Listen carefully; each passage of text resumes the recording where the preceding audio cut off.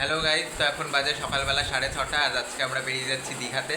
ঠিক এক সপ্তাহ আগে আমরা প্ল্যান করেছিলাম আমার বায়নার জন্য সবাই মিলে দীঘা যাব। তো হুট করে প্ল্যান করে হুট করে টিকিট কেটেই ঠিক করেছি আমরা। এই যে আমাদের ব্যাগ ফ্যাগ সব রেডি করা হয়ে গেছে, এই যে দিদি সব গোছাচ্ছে এইদিকে।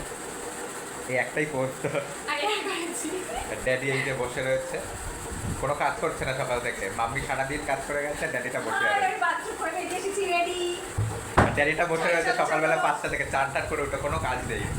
চলো চলো, আমাদের লাগেজ দেখেছিস? এই তো বেশি লাগেজ হয়নি, দুদিনের জন্য। এই যে অসুস্থ দিদি লাগেজ ফাগেজ নিয়ে চলে এসেছে।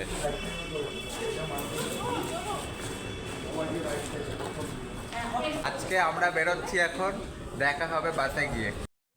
আমরা সবাই এরপরে দীঘা যাওয়ার বাসে উঠে পড়ি। উঠে পড়ে আমাদের এবার গন্তব্য সমুদ্র সৈকত দীঘা। পৌঁছালাম। এখন কত বেরিয়ে গেল? এখনো 2-3 ঘন্টা। আচ্ছা, এখনো 2-3 ঘন্টা লাগবে বলতে সবাই। তো আপাতত কোলাঘাট অব্দি এসেছি, এবার দীঘা গিয়ে দেখা হচ্ছে।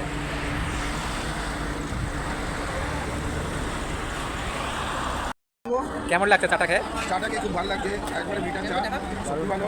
দারুণ। ও লাভলি, মিতান্ডি তুমি খাবে না চা? জন চাকাল বলছে লাভলি চা কিন্তু। এই যে আমরা দীঘা পৌঁছে গেছি, এই যে এটা আমাদের হোটেল। চলে এসেছে সমুদ্রের, দারুণ ও লাভলি। আমাদের হোটেলের ভিউ এটা, আমাদের রুম। এই যে কেমন লাগছে হোটেল, কেমন পছন্দ পছন্দ হয়েছে? খুব সুন্দর, ফাটাফাটি। সবাই গ্লাসেস করে নিচ্ছে, আমি একটু গ্লাসেস করে নিই।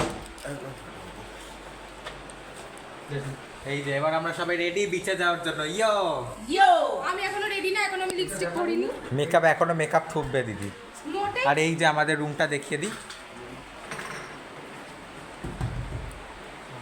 আমার সানগ্লাসটা মা তোমার কাছে আছে?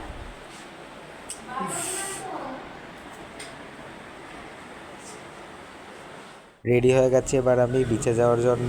তো সবাই মিলে এবার বিচে গিয়ে হেভি এনজয় করবো। Let's enjoy. কেমন লাগছে? হেভি লাগছে আমাকে।